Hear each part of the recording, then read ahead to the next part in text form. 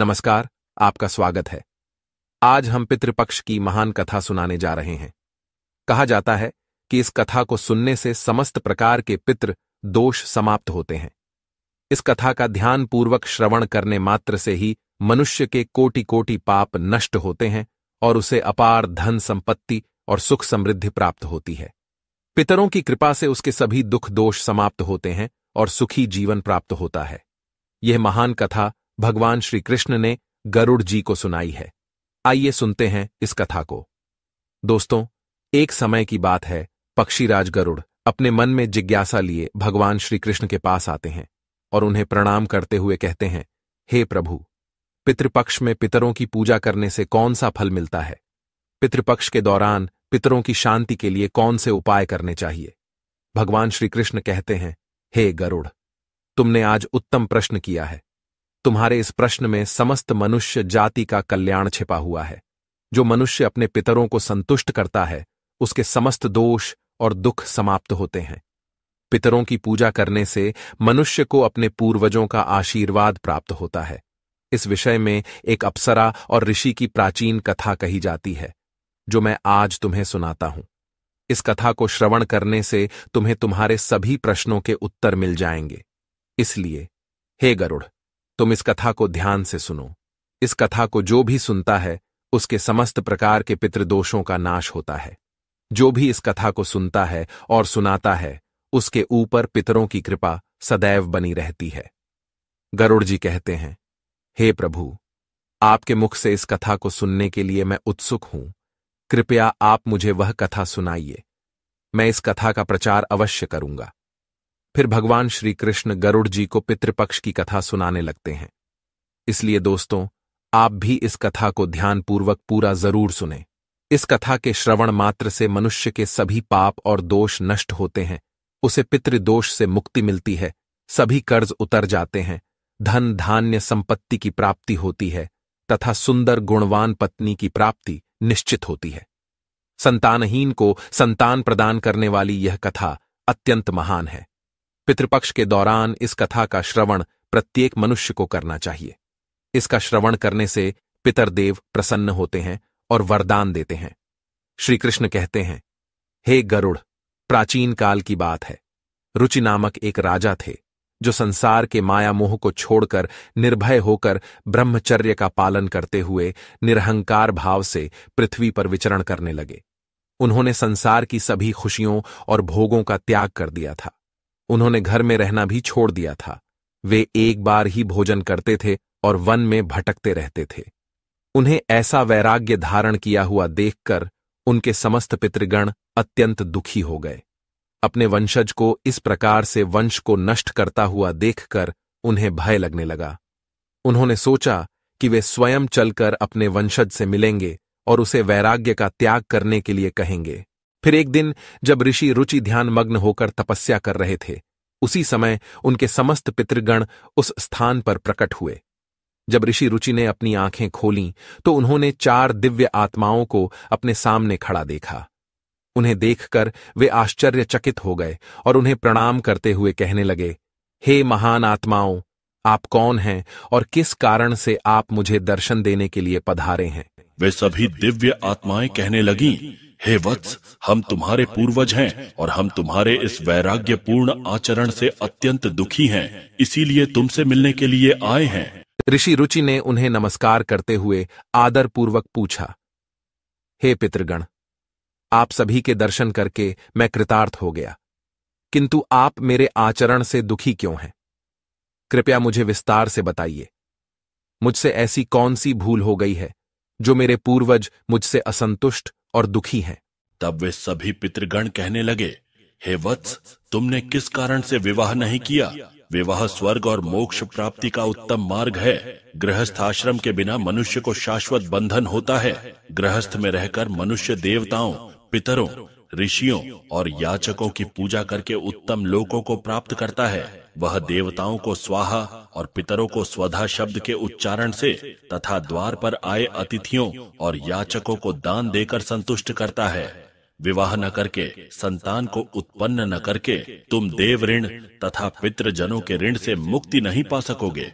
संसार में रहने वाले मनुष्य, ऋषि तथा अन्य प्राणियों के लिए भी तुम प्रतिदिन ऋणी ही हो रहे हो। संतान की उत्पत्ति के बिना तुम स्वर्ग को कैसे प्राप्त कर सकोगे? देव पूजा, पितृ तर्पण तथा संन्यास ग्रहण किए बगैर तुम्हें स्वर्ग की प्राप्ति नहीं होगी।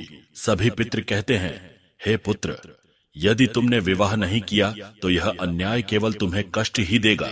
मरने के बाद तुम्हें नरक की प्राप्ति होगी और अगले जन्म में भी कष्ट भोगोगे। फिर ऋषि रुचि ने अपने पितरों से कहा, हे पितरों, जीवन में विवाह करना अत्यंत दुखदायक है। इससे पाप का संग्रह होता है और अंतकाल में यह अधोगति प्रदान करता है। इसी विचार से मैंने स्त्री के साथ विवाह नहीं किया है। स्त्री संग परिग्रह करने से मुक्ति नहीं मिलती। जो व्यक्ति अविवाहित रहकर प्रतिदिन विद्या ग्रहण करता है और ज्ञान के अमृत से अपनी आत्मा को निर्मल करता है, वह मेरे लिए श्रेष्ठ है। विद्वानों ने अनेक प्रकार के सांसारिक कर्मों का वर्णन किया है। इसीलिए मनुष्य को अपने इंद्रियों पर संयम रखकर तत्व ज्ञान के जल से आत्मा को शुद्ध करना चाहिए। फिर पितरों ने कहा, हे वत्स, इंद्रियों को वश में रखकर ज्ञान के द्वारा आत्मा को निर्मल करना चाहिए। तुम्हारा यह कथन उचित ही है, किंतु यह कल्याण का मार्ग नहीं है जिस पर तुम चल रहे हो। यज्ञ, तप और दान के द्वारा अपने अमंगल को दूर करते हुए फल प्राप्ति की कामना से रहित जो शुभ और अशुभ कर्म हैं, वे बंधन के कारण नहीं होते। जो पूर्व का कर्म है वह भोग से नष्ट होता है। पूर्व जन्म का जो पुण्य कर्म है वह सुख दुख को भोगने से निरंतर नष्ट होता रहता है। फिर ऋषि रुचि ने कहा, हे पितामह, वेदों में कर्म मार्ग के प्रतिपादन द्वारा अविद्या और माया की पुष्टि की गई है। इसीलिए आप मुझे विवाह करने के लिए क्यों प्रेरित कर रहे हैं? विवाह करके मेरा अनिष्ट ही हो जाएगा।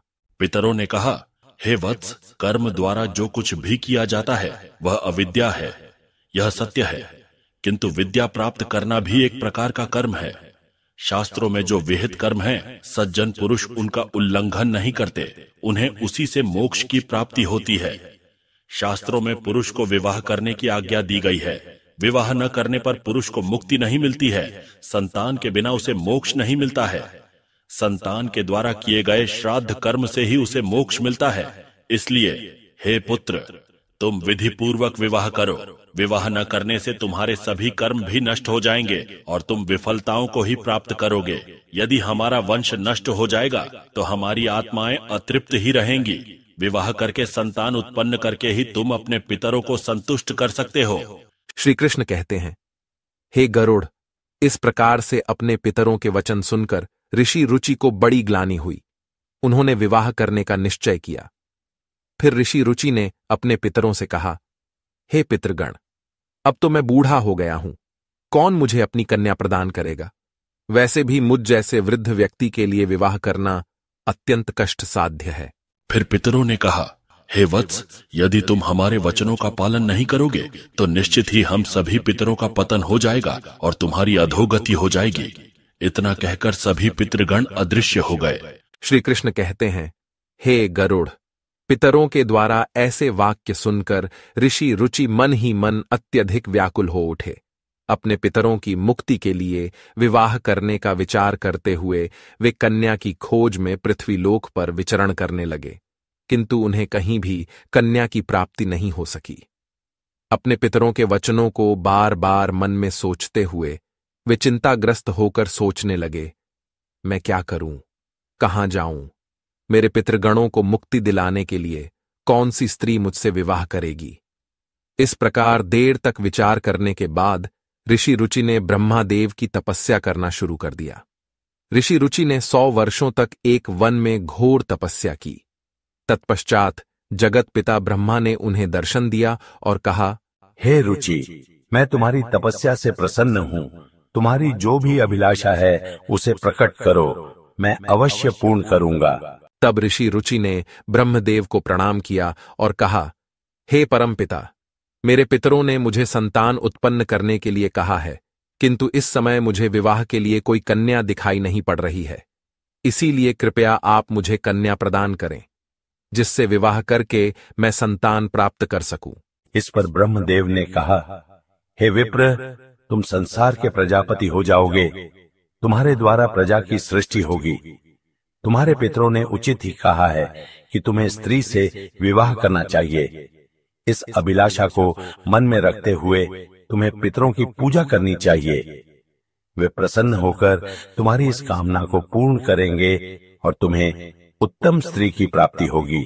इस प्रकार कहकर ब्रह्मादेव अंतर्ध्यान हो गए।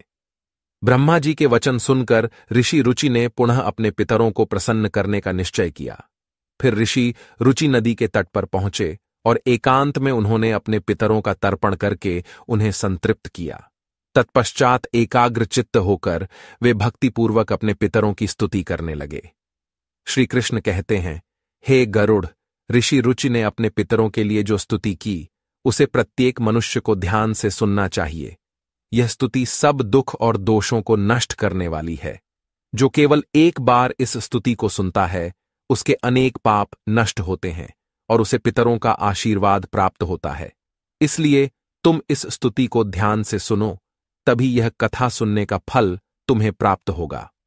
महात्मा रुचि इस प्रकार स्तुति करने लगे। जो अधिदेवता के रूप में विद्यमान रहते हैं और जो श्राद्ध के अवसर पर देवताओं से स्वधा द्वारा तृप्त किए जाते हैं, उन सभी पितृगणों को मैं नमस्कार करता हूं। स्वर्ग में अवस्थित महर्षिगण भुक्ति मुक्ति की कामना से मानसिक श्राद्ध द्वारा जिन्हें भक्तिपूर्वक तृप्त करते हैं, उन सभी पितरों को मैं प्रणाम करता हूं। अग्निश्वात, बर्हिषिद, आज्ञप और सोमप नामक पितृगण हैं। वे सभी इस श्राद्ध में मेरे द्वारा संतृप्त होकर तृप्ति को प्राप्त करें। अग्निश्वात पितृ मेरी पूर्व दिशा की रक्षा करें। बर्हिषद नामक पितृगण सर्वदा मेरी दक्षिण दिशा की रक्षा करें। आज्ञप पितृजन पश्चिम दिशा की तथा सोमप पितृगण उत्तर दिशा की रक्षा करें।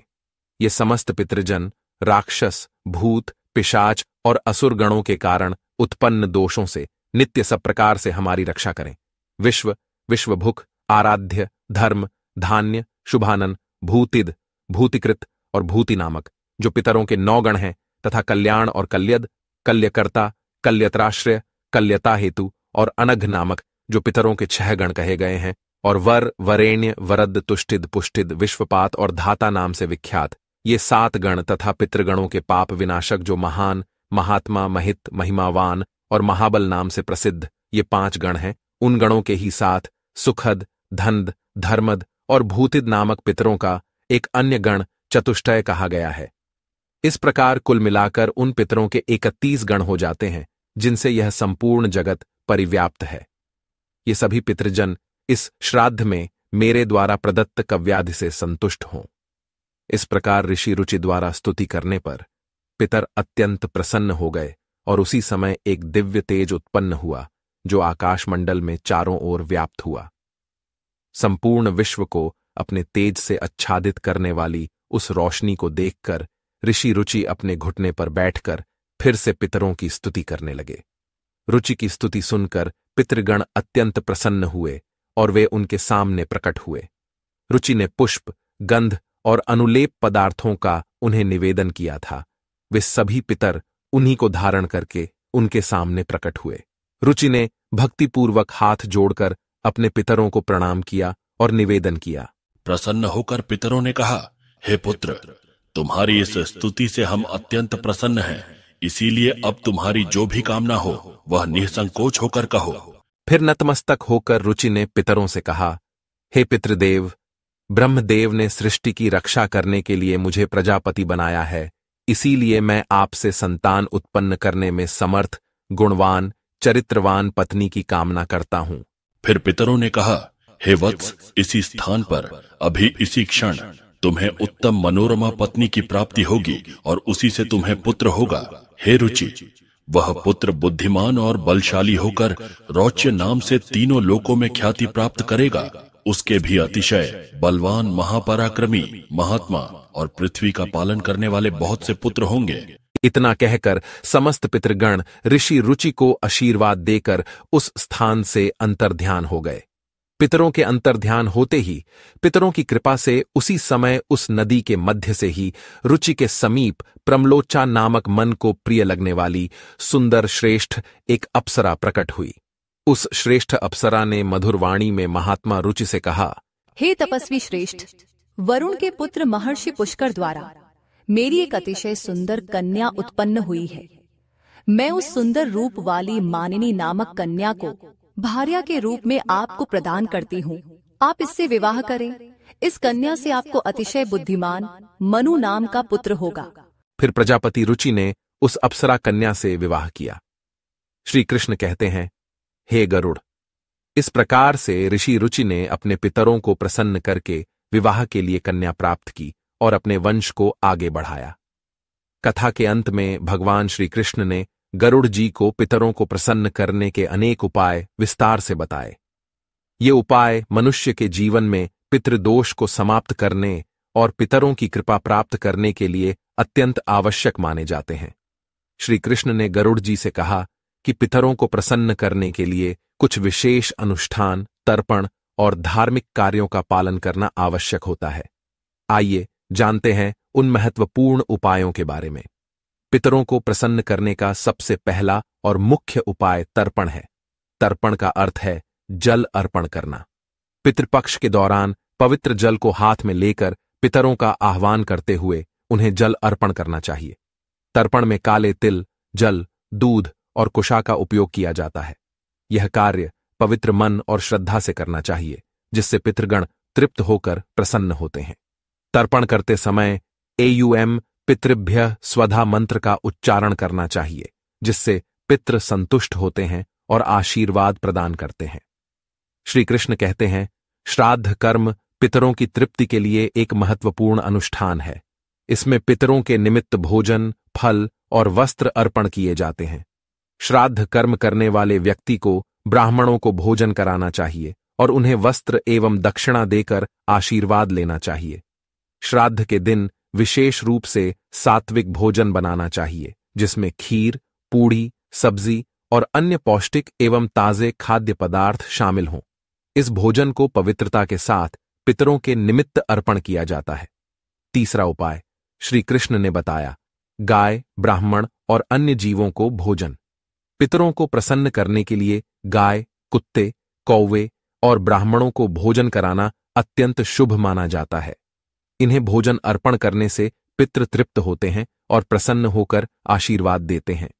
विशेष रूप से श्राद्ध के दिन गाय को हरी घास और रोटी खिलाना और कौवे को चावल व खीर खिलाना शुभ माना जाता है। इन कार्यों को करने से पितरों की कृपा प्राप्त होती है और पितृदोष से मुक्ति मिलती है। श्री कृष्ण कहते हैं, पीपल और तुलसी के वृक्ष की पूजा करना पितरों को प्रसन्न करने का महत्वपूर्ण उपाय है। पीपल का वृक्ष पितृगणों का निवास स्थान माना जाता है और तुलसी का पौधा देवी लक्ष्मी का प्रतीक होता है। श्राद्ध के दिन पीपल और तुलसी की पूजा करके पितरों को तृप्त किया जाता है। पीपल के वृक्ष के नीचे दीप जलाने से पितृगण प्रसन्न होते हैं और परिवार को सुख समृद्धि का आशीर्वाद देते हैं। भगवान श्री कृष्ण ने गरुड़ जी को बताया कि जो व्यक्ति पितृदोष से पीड़ित होता है, उसे गया जी या अन्य पवित्र तीर्थ स्थलों पर जाकर पिंडदान करना चाहिए। गया जी में पिंडदान करने से पितृ संतुष्ट होकर मोक्ष प्राप्त करते हैं और वंशजों को आशीर्वाद देते हैं।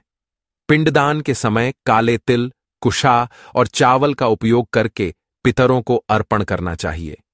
यह प्रक्रिया पितरों को तृप्त करती है और उनकी आत्मा को शांति प्रदान करती है। श्री कृष्ण कहते हैं, पितरों को प्रसन्न करने के लिए व्यक्ति को श्राद्ध पक्ष के दौरान व्रत रखना चाहिए। इस समय सात्विक आहार ग्रहण करना चाहिए और ब्रह्मचर्य का पालन करना चाहिए। भगवान श्री कृष्ण ने गरुड़ जी से कहा कि श्राद्ध पक्ष में मांस, मदिरा और तामसिक आहार का सेवन नहीं करना चाहिए। व्रत के दौरान भगवान विष्णु, शिव और देवी लक्ष्मी की आराधना करनी चाहिए। इससे पितरों की आत्मा को शांति मिलती है और वे प्रसन्न होकर आशीर्वाद प्रदान करते हैं। श्री कृष्ण कहते हैं, पितरों को संतुष्ट करने के लिए गरीबों, ब्राह्मणों और साधुओं को अन्नदान और वस्त्रदान करना चाहिए। यह कार्य विशेष रूप से श्राद्ध पक्ष के दौरान करने से पितरों की आत्मा को तृप्ति प्राप्त होती है। अन्नदान और वस्त्रदान से मनुष्य को पुण्य की प्राप्ति होती है और पितृदोष से मुक्ति मिलती है। इस कार्य से पितृ प्रसन्न होकर घर परिवार की सुख समृद्धि का आशीर्वाद देते हैं। भगवान श्री कृष्ण ने बताया कि पवित्र नदियों, विशेषकर गंगा में स्नान करके पितरों के निमित्त जल अर्पण करना अत्यंत शुभ माना गया है। गंगा जल पितरों की तृप्ति के लिए सर्वोत्तम होता है, जिससे पितृदोष समाप्त होते हैं। गंगा में स्नान करने से व्यक्ति के पाप धुल जाते हैं और पितरों की आत्मा को शांति मिलती है। इस कार्य से पितृ प्रसन्न होकर आशीर्वाद प्रदान करते हैं। श्री कृष्ण कहते हैं, पितरों को प्रसन्न करने के लिए सत्संग में शामिल होना और पवित्र ग्रंथों जैसे भगवद गीता का पाठ करना अत्यंत लाभकारी माना जाता है। पितरों की शांति के लिए गीता के 11वें अध्याय का पाठ विशेष रूप से लाभकारी होता है। भगवद गीता के पाठ से पितरों की आत्मा को शांति मिलती है और उनके वंशजों पर उनकी कृपा बनी रहती है। भगवान श्री कृष्ण ने गरुड़ जी को यह भी बताया कि जो व्यक्ति इन उपायों को श्रद्धा और विश्वास के साथ करता है, उसे जीवन में सभी प्रकार के सुख और समृद्धि प्राप्त होते हैं। पितरों की कृपा से उसके समस्त दोष समाप्त होते हैं और परिवार में शांति बनी रहती है। इन उपायों को नियमित रूप से करने से पितृदोष से मुक्ति मिलती है और पितृ प्रसन्न होकर वंशजों को आशीर्वाद देते हैं। श्री कृष्ण ने गरुड़ जी से कहा, हे गरुड़, जो भी व्यक्ति इन उपायों का पालन करता है, उसे पितृदोष का कभी सामना नहीं करना पड़ता और उसके पितृ सदैव प्रसन्न रहते हैं। इस प्रकार भगवान श्री कृष्ण ने पितरों को प्रसन्न करने के विभिन्न उपाय विस्तार से बताए, जिन्हें हर व्यक्ति को पितृपक्ष में करना चाहिए। तो दोस्तों, इस प्रकार से गरुड़ पुराण में पितृपक्ष की कथा का वर्णन किया गया है। उम्मीद है आपको यह कथा पसंद आई होगी, तो कमेंट में जरूर बताएं। ये वीडियो अच्छा लगा